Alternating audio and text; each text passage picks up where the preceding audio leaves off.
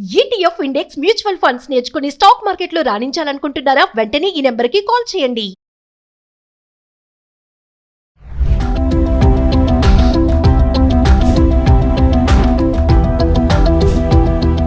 నమస్తే, welcome back to Suman TV. Present మనతో పాటు ఉన్నారు అనలిస్ట్ మందరి కృష్ణారెడ్డి గారు. నమస్తే సార్. నమస్తే అమ్మ. సార్, రేషన్ కార్డ్, ఇప్పుడు రేషన్ కార్డ్ హోల్డర్స్ కి కొన్ని న్యూ గైడ్ లైన్స్ వచ్చాయి. అంటే ప్రతి ఒక్క హోల్డర్ కూడా తెలుసుకోవాల్సిన విషయాలు, అంటే ప్రయోజనాలు ఏంటి, అవన్నీ ఒకసారి వివరాల్లోకి వెళ్తే సార్. రేషన్ కార్డు అనేది బిలో పవర్టీ లైన్లో పేద వర్గాలకి చాలా గొప్ప వరం లాంటిది. ముఖ్యంగా భారతదేశంలో ఎవరు కూడా ఆహారం లేకుండా చనిపోకూడదు అన్నటువంటి ఒక విశాలమైన దృక్పథంతో ఆహార ధాన్యాల్ని ఫుడ్ కార్పొరేషన్ ఆఫ్ ఇండియా ద్వారా మొత్తం సేకరించి, అంటే రాష్ట్ర ప్రభుత్వాల సహకారంతో సేకరించి వాటన్నిటిని కూడా నిల్వదీసి వాటిని ప్రతి నెల ప్రతి గ్రామంలో, అంటే 144 కోట్ల ప్రజానీకం ఉండేటువంటి దేశం లోపల 80% సుమారుగా వాళ్ళకి కావాల్సిన నిత్యావసర వస్తువులు కొన్నిటిని ప్రభుత్వం అందిస్తోంది. అంటే ఏ ఒక్క భారతీయుడు ఆకలితో మరణించడానికి వీల్లేదు అన్న దృక్పథాన్ని అమలుపరుస్తుంది. ఇది గతంలో ఎలా ఉండేవంటే, ఈ రేషన్ కార్డుల తతంగాల్లో చాలా బిభత్సాలు ఉండేవి. అంటే దీన్ని మాన్యువల్ సిస్టంలో రూపొందించేవాళ్ళు, ఊళ్ళో ఉండేటువంటి వాళ్ళు దీనిలో అధికారులందరూ కూడా ధృవీకరించాలి.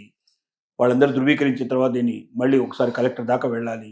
అవన్నీ ఫైనలైజ్ అయ్యి బయటకు వచ్చిన తర్వాత చేతికి వచ్చేటు ఖచ్చితంగా చెప్పినటువంటి డేట్లలోనే వాళ్ళు వెళ్ళి రేషన్ తీసుకోవాలి. మిగతా రోజుల్లో తీసుకోవడానికి వీలు లేదు. చెప్పిన ప్లేస్లోనే రేషన్ తీసుకోవాలి, ఇంకెక్కడి నుంచి తీసుకోవడానికి వీలు లేదు. ఇలా అనేక మంది వలస కూలీలు, వేరే చోటుకి వెళ్ళి జీవించేటువంటి వాళ్ళంతా కూడా వాళ్ళు రేషన్ తీసుకోవడానికి అవకాశం ఉండేది కాదు వాళ్ళకి. అలా రేషన్ లేకుండానే వాళ్ళు ఊరికే రేషన్ కార్డు పెట్టుకుని ఉండేటువంటి పరిస్థితులు ఉండేవి. వీటన్నిటి చక్కదిద్దడానికి ఇప్పుడు కేంద్ర ప్రభుత్వం ఒక సహేతుకమైనటువంటి కొన్ని విధానాల్ని ప్రవేశపెట్టింది.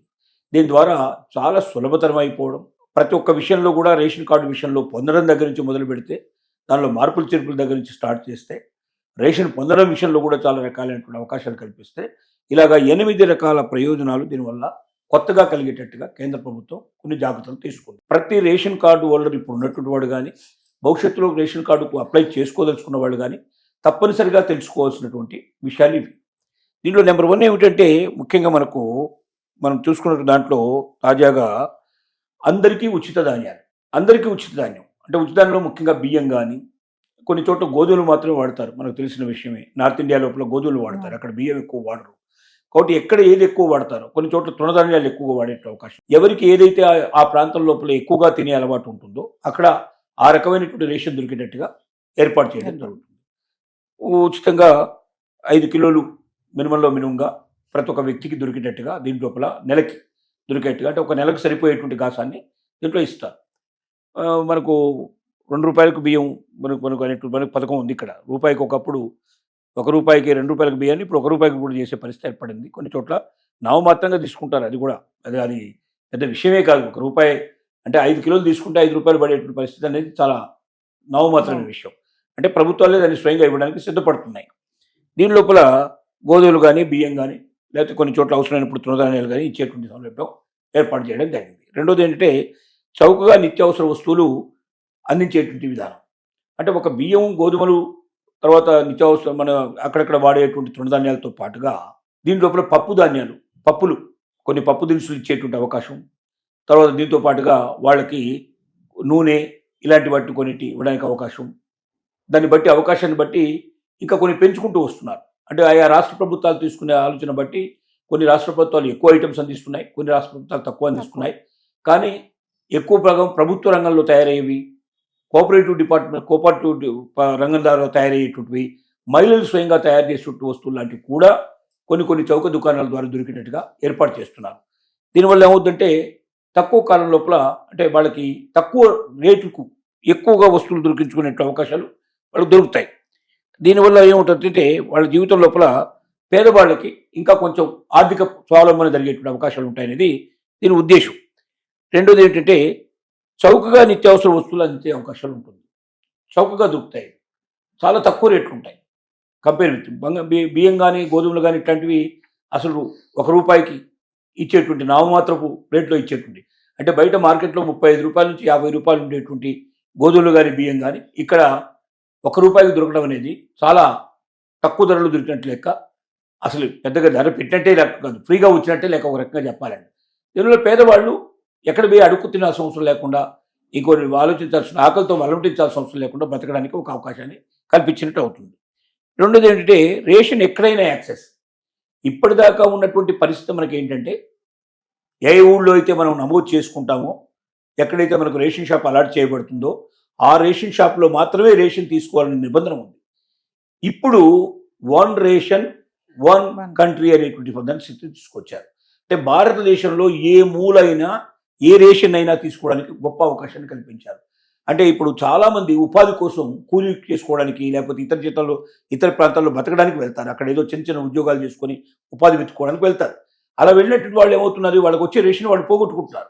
అక్కడ రేషన్ కార్డు తీసుకోవాలంటే మళ్ళీ అక్కడ ఓటర్ కార్డు కావాలి, అక్కడ ఆధార్ కార్డు కావాలి, అక్కడ స్థిరపడిపోయినట్టు అవుతుంది. రెండు చోట్ల ఒకేసారి ఇవ్వరు, అంటే రెండు చోట్ల ఒకే అవకాశాన్ని ఇవ్వరు. కాబట్టి రేషన్ కార్డు ఇప్పటిదాకా ఎక్కడ ఉంటే అక్కడే తీసుకునే అవకాశం ఉండటం వల్ల చాలామంది మోర్ దెన్ 10% to 25% వరకు దాదాపుగా కోల్పోతున్నారు. చాలా రాష్ట్రాల్లో పేదవాళ్ళే బాగా వలస వెళ్ళేవాడు, వేరే చోటుకి వెళ్తే అక్కడ చేస్తుంటారు. సంవత్సరానికి ఒకసారి ఎప్పుడో పండుగలు పబ్బాల గట్రా వచ్చిపోతుంటారు తప్ప మిగతా టైంలో వాళ్ళు రారు. ఈ రాకపోవడం వల్ల ఏమవుతుందంటే వాళ్ళకి రేషన్ తీసుకునే ఒక గొప్ప అవకాశాన్ని వాళ్ళు పోగొట్టుకుంటున్నారు.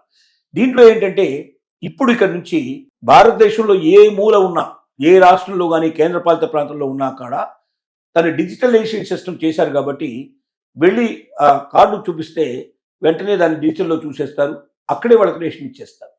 అంటే తమున్న ఊరికి రావాల్సిన అవసరం లేకుండా ఎన్ని వందల వేల కిలోమీటర్ల దూరంలో ఉన్నా కూడా అక్కడ రేషన్ పొందే అవకాశం కల్పించడం వల్ల నిరుపేదలు ఎక్కడున్నా కూడా రేషన్ పొందగలిగే అవకాశాన్ని ఇచ్చినట్టే. ఇది గొప్ప వరం. దీనివల్ల చాలామంది 25% వరకు దాదాపుగా కోల్పోతున్నారు, రేషన్ తీసుకోకుండా కోల్పోతున్నారు. వాళ్ళందరూ ఇప్పుడు ఆ 25% నేను అవైల్ చేసుకోవడానికి ఒక అవకాశం కల్పించినట్టుగా అవుతుంది. ఇది మనకున్న పరిస్థితి. దీంతో పాటుగా చూసినట్టయితే మనకు వేగవంతమైన డిజిటల్ ధృవీకరణ, డిజిటల్ సిస్టమ్ తీసుకొచ్చారు. ఇంతకుముందంతా మాన్యువల్ సిస్టమ్ ఉండేది. ఈ మాన్యువల్ సిస్టమ్ నుంచి ఏం చేశారంటే డిజిటల్ సిస్టమ్ తీసుకురావడం వల్ల ఇప్పుడు దాన్ని మనం దాంట్లో పెట్టంగానే ఆ కంప్యూటర్లో కానీ లేదా దానికి సంబంధించిన యంత్రం కానీ లేదా ఫోన్ ద్వారా కానీ ఆ నెంబర్ కొట్టంగానే దానికి సంబంధించిన వివరాలన్నీ వచ్చేస్తాయి. అంటే దీన్ని మాన్యువల్గా ఉన్నప్పుడు ఏంటంటే చాలామంది రేషన్ కార్డులు మార్చడం కానీ, వాళ్ళ పేర్లు మార్చడం కానీ, లేకపోతే వాళ్ళ ఫోటోలు మార్చడం కానీ ఇట్లా రకరకాలుగా చేసే అవకాశాలు ఉండేవి. డిజిటలైజేషన్ చేసిన తర్వాత చాలా సులభతరమైన పరిస్థితి ఏర్పడింది. అంటే ఇలాంటి మాన్యువల్గా ఎవరు దాన్ని మార్చడానికి వీల్లేని పరిస్థితి తీసుకురావడం.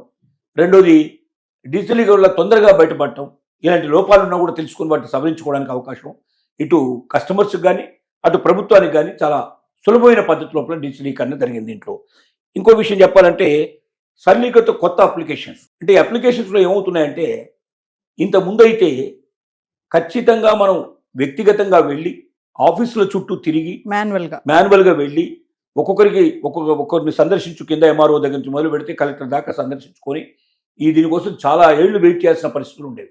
ఇప్పుడు అలా కాకుండా ఆన్లైన్ అప్లికేషన్ సిస్టమ్ తీసుకొచ్చారు. అంటే ఏ ఊళ్ళో ఉన్నా కూడా ఎక్కడున్నా సరే అక్కడ వాళ్ళు సొంతంగా అయినా సరి చేసుకోవచ్చు, వాళ్ళ ఫోన్ ద్వారా చేసుకోవచ్చు, లేదంటే వాళ్ళు ఏదైనా కంప్యూటర్ సెంటర్కి వెళ్ళిపోయి అక్కడి నుంచైనా వాళ్ళు చేసుకునే అవకాశం ఉంది. దాన్ని వెబ్సైట్ని ఓపెన్ చేసి దాంట్లో వాళ్ళకి కావాల్సిన ఈవెన్ అన్ని పత్రాలను కూడా వాళ్ళు ఆన్లైన్ లోపలే పంపించుకునే అవకాశం ఉంది. అంటే మనిషి ఆఫీస్కి వెళ్లాల్సిన అవసరం లేకుండా ఇంటి దగ్గర కానీ తనకు దగ్గరలో ఉన్నటువంటి ఏదైనా కంప్యూటర్ సెంటర్ ద్వారా కానీ దీన్ని పూర్తి చేసుకోవడానికి ఒక అవకాశం కల్పించారు. ఇది ఒక బ్రహ్మాండమైన మార్పు కింద మనం చెప్పొచ్చు. ఇక వెళ్తే సకాలంలో రేషన్ పంపిణీ. ఇంతకుముందు రేషన్ ఎట్లా ఉండేదంటే పర్టికులర్ డేట్స్ ఉండేవి, ఆ డేట్ నాడు వెళ్తేనే రేషన్ దొరుకుతుంది, ఆ తర్వాత వెళ్తే రేషన్ దొరకదు. దీన్ని గవర్నమెంట్కి హ్యాండ్ ఓవర్ చేయాల్సిన పరిస్థితి ఉండేది. ఇప్పుడు అలా కాదు. దీని ఏంటంటే మొత్తం నేషనలైజ్గా ఒకటే సిస్టమ్ తీసుకొచ్చారు. కాబట్టి రేషన్ మనం వెళ్ళి మనం తమ్మి కానీ దాంట్లో రకరకాల పద్ధతులు ఉన్నాయి. దీని ధృవీకరణ సిస్టమ్ లోపల మనం ఐస్ని దాంట్లో చూపించడం కానీ లేకపోయినట్టయితే మనం తమ్తో దానికి ఒకసారి డిజిటల్లో మనం చేసినట్టయితే టోటల్గా రేషన్ మనకు వస్తుంది. ఏ డేట్ అయినా తీసుకోవచ్చు. మనం మొత్తం నెల లోపల ఏ డేట్న మనకు అవసరమైతే ఆ డేట్ నాడు వెళ్ళి మనం తీసుకోవడానికి అవకాశం ఉంది. పర్టికులర్ డేట్ నాడు వెళ్ళకపోయినా మన రేషన్ ఎక్కడికి పోదు. మనం ఆ రోజున అనుకోకుండా ఊరికి వెళ్తాం, లేదా ఇంకా సిక్ అయిపోయి ఉంటాం, ఇంకో కారణం చేత మనం రాలేని పరిస్థితి ఏర్పడుతుంది. కానీ ఇప్పుడు ఏ రేట్లు వచ్చినా కూడా తీసుకోవడానికి అవకాశం కల్పించడం అనేది ఒక పెద్ద మార్పు కింద మనం లెక్కేసుకోవాలి దీని లోపల. దీంతో పాటుగా మనం చూసుకున్నట్టయితే సులభమైన కార్డు దిద్దుబాటు, కార్డుల్లో మార్పులు వస్తాయి. సపోజ్ కొత్త వాళ్ళు రేషన్ కార్డు కోసం వచ్చే అవకాశం. ఇప్పుడు ఇంట్లో పెళ్ళయింది, కొత్తగా ఇంటికి కోడలు వచ్చింది, కొత్తగా పిల్లలు పుట్టారు, మరి వాళ్ళు కూడా రేషన్ కావాల్సి వస్తుంది కదా. ఈ రేషన్ కోసం గతంలో అయితే ఏం చేయాల్సి వస్తుంది, ఆఫీస్ దాకా వెళ్ళి అప్లికేషన్ పెట్టుకొని 2 సార్లు 3 సార్లు తిరిగితే కానీ అందులో కొత్తగా మార్పులు చేర్పులు జరిగేవి కావు. ఇప్పుడు అలా అవసరం లేకుండా డైరెక్ట్గా మనం ఇంట్లో కూర్చొని మనం ఫోన్ ద్వారానే చేసుకోవచ్చు, లేకపోతే దగ్గరలో ఉన్న కంప్యూటర్ సెంటర్కి వెళ్ళైనా సరే మీ సేవ లాంటి దాంట్లో కానీ వెళ్ళి మనం మార్పులు చేర్పులు చేసుకోవచ్చు. అంటే కొత్తగా వచ్చిన వాళ్ళు కూడా ఎంటర్ చేసుకోవడానికి అవకాశం ఉంటుంది. మార్పులు చేర్పులు లేదా డేట్ ఆఫ్ బర్త్లో ఏమైనా తేడాలు వచ్చినా లేదా మరో దాంట్లో తేడాలు వచ్చినా ప్రతి ఒక్కటి కూడా మనం చెక్ చేసుకొని కంప్లీట్ చేసుకోవడానికి, సమయాన్ని వృధా చేసుకోకుండా మన డబ్బును ఆదా చేసుకుంటూ సమయాన్ని ఆదా చేసుకుంటూ రేషన్ కార్డు లోపల మార్పులు చేర్పులు చేసుకోవడానికి అవకాశం కల్పించబడింది. మహిళలకు మరింత మద్దతు దొరికింది. మహిళలకు మరింత మద్దతు ఎట్లా దొరికిందంటే, గతంలో ఇంటి పెద్ద ఎవరు ఉండేవారంటే మగవాడు మాత్రమే ఇంటి పెద్ద ఉండేవాడు.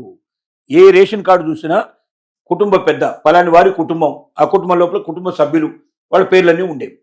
ఇప్పుడు భారత ప్రభుత్వం తీసుకున్న నిర్ణయంలో ఏంటంటే, మహిళల్ని మగవాళ్ళ స్థానంలో మహిళ కూడా ఇంటి పెద్ద అవ్వడానికి అవకాశం కల్పించారు. ఎవరుంటే వాడు భర్త చనిపోయి ఉండొచ్చు, లేదా భర్తను వదిలేసి ఉండొచ్చు, లేకపోతే పెళ్ళే కాకుండా ఉండొచ్చు. అంత మాత్రం చేత వాడికి రేషన్ కార్డు దొరక కూడా ఉండాలనే అవసరం లేదు కదా. కాబట్టి వాళ్ళు ఫాదర్ పేరు భర్త పేరు డిక్లేర్ చేసి వాళ్ళు ఉండి తీరాల్సిన అవసరం లేదు. తనుగా ప్రాతినిధ్యం వహిస్తూ ఆ కుటుంబానికి అంతా పెద్దగా తానే ఉంటూ మహిళ తను పూర్తి ప్రాధాన్యత పెంచుకొని రేషన్ కార్డు సంపాదించుకోవడానికి, రేషన్ కార్డు ఉపయోగించడానికి అవకాశం కల్పించింది. కాబట్టి మహిళా సాధికారత బాగా జరిగింది.